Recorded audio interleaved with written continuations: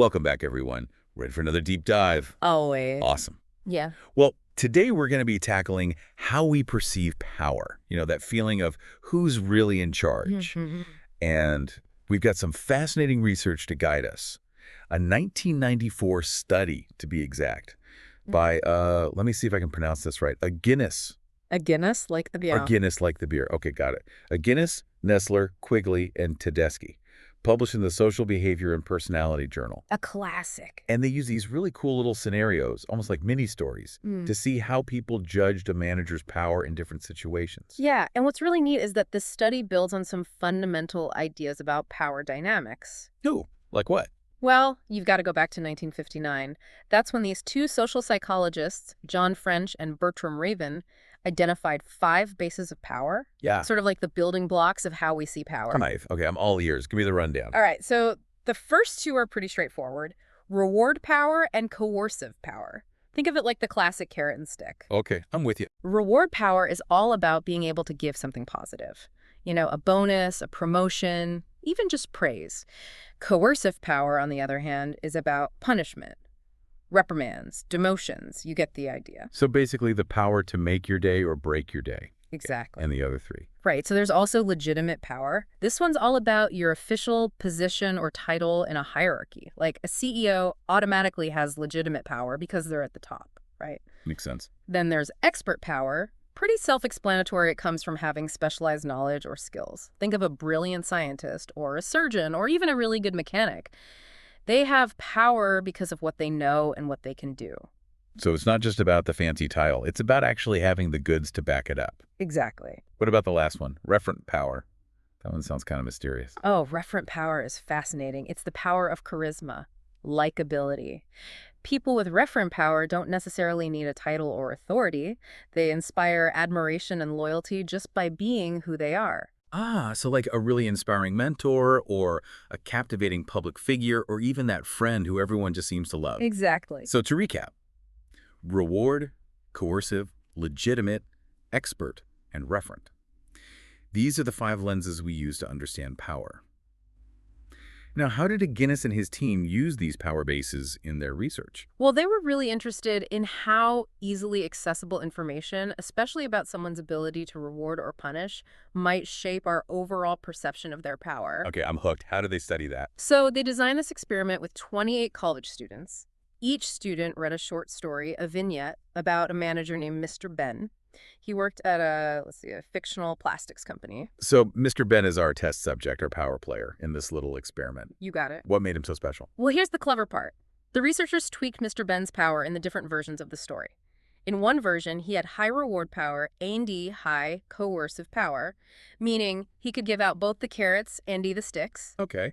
But in the other version, Mr. Ben had low reward and low coercive power. Ah, I see where they're going with this.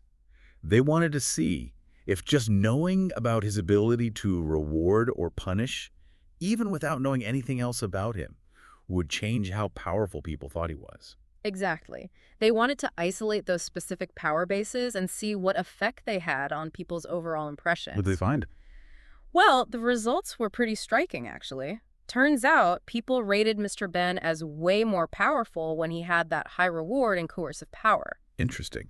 But here's the thing, it didn't stop there. What do you mean? This perception, it actually spilled over into the other power bases too. Hold on. Are you saying that just because he was seen as having control over rewards and punishments, people also assumed he was more of an expert? Exactly. More legitimate? Yep. Even more likable? Precisely. The study even has this graph, shows it really clearly.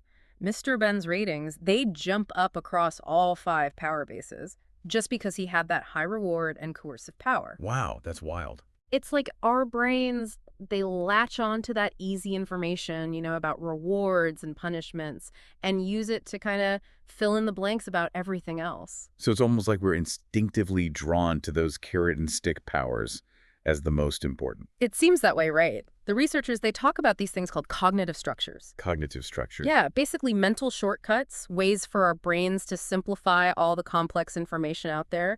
And it's like those shortcuts are zeroing in on the most obvious stuff, the ability to reward or punish to quickly figure out how powerful someone is. So it's not that we're intentionally ignoring other qualities. It's more like our brains are just trying to work quickly and efficiently. Exactly. I mean, think about it. You meet tons of people every day. There's no way you can, like, deeply analyze every single interaction. Yeah. So these cognitive shortcuts, they help us navigate the social world, make sense of things fast, even if it means we might make some biased judgments sometimes. Right, right. Makes sense. But let's talk limitations for a second. This study, wasn't it a pretty small sample size? I think it was only 28 college students. Good catch. You're absolutely right. That small sample size is definitely a limitation. And because it was all college students, well, their ideas about power, they might not be the same as, people from different backgrounds and experiences. Yeah, college students are still figuring out the whole power dynamics thing themselves, right? Yeah. Plus, they were just filling out questionnaires. It's not like they were actually working with Mr. Ben or anything. Exactly. We got to remember this was a controlled experiment. How people see power in the real world with all its messiness, that's probably way more complicated. So it's a fascinating study, gives us a lot to think about, but we shouldn't jump to conclusions based on this alone. Agreed. It's a piece of the puzzle, but not the whole picture. And this brings us to another really interesting layer: implicit theories. Oh, right. Those pre-existing beliefs we all have about power and leadership, you mentioned them earlier. How do those fit into all of this? Well, imagine two people watching the same leader making a decision. Yeah. Someone with an implicit theory that, say, links power with being assertive, they might see that leader make a quick, decisive choice and think, wow, powerful. Interesting. So their existing belief about power gets reinforced. Exactly. But the other person, let's say they believe power is more about collaboration, working together, Okay. they might see that same quick decision and think, whoa, that was impulsive, maybe even a little dictatorial.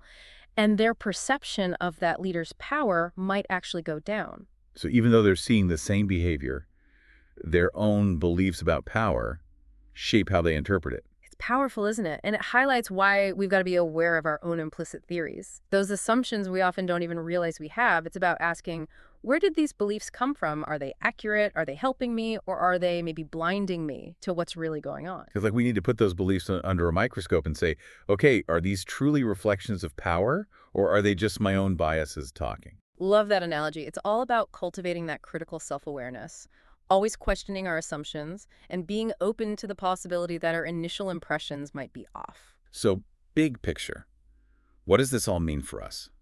What should we be doing differently because of what we've learned today? I think the biggest takeaway is that power is rarely straightforward. Our perceptions of it, they're constantly being shaped by all sorts of things, from those readily available cues like rewards and punishments to those deep-seated beliefs about leadership we've internalized over time. And those perceptions, they have real consequences, right? It affects how we interact with authority, the choices we make, even who we choose to follow. Absolutely. It's more important than ever to hone those critical thinking skills, be media literate. Especially in today's world, with so much information and misinformation flying around. Exactly. We have to be smart about the information we consume. Question sources, consider multiple perspectives, and be aware of our own biases. So it's not enough to just passively absorb information. We got to actively engage with it, challenge it, see it from different angles. Don't just fixate on the carrot and stick. There's so much more to consider when you're evaluating someone's influence. Well said. Remember, real power, it often lies in those subtler qualities, the ability to inspire, build consensus, empower others. Those might not be flashy, but they're essential for real, lasting success. This study, it's a powerful reminder to always be critical when we're judging power. Don't let those mental shortcuts take over. Dig deeper, ask questions, and be open to changing your mind as you learn more. Couldn't agree more. That's what this deep dive has been all about, understanding how our perceptions of power can be both insightful and misleading. Makes you think of that quote, power tends to corrupt and absolute power corrupts absolutely. But maybe it's not just having power that corrupts, but the way we see it, the way we perceive it. That's a fantastic point. Our perceptions can create a self-fulfilling prophecy. If we automatically give someone power based on superficial things or biases, we might be giving them more power than they deserve. And that can have huge ripple effects, right? On how we deal with authority figures, who we choose to follow, even how we see society as a whole. Absolutely. It really underscores how important it is to develop those critical thinking skills and media literacy, especially these days when information and misinformation travels so fast. We need to be savvy consumers of information, questioning sources, considering different perspectives, and always checking our own biases. Couldn't agree more. This deep dive into Guinness's research, it's really highlighted how these cognitive processes, these shortcuts, can shape how we understand power dynamics. It's been a fascinating journey for sure. So to wrap things up, I want to leave our listeners with a final thought-provoking question. Think about a leader you've encountered. It could be a boss, a mentor, a public figure, anyone who's had a real impact on you. How did you initially perceive their power? What cues were you picking up on? And looking back, would you say your initial perception was accurate? Or has your understanding of their power changed over time? That's such a great question for all of us to reflect on. And remember, recognizing these potential biases is the first step to becoming more informed and empowered individuals. Thanks for joining us on this deep dive into the fascinating world of power perception. We'll be back soon with another thought-provoking exploration, so stay tuned.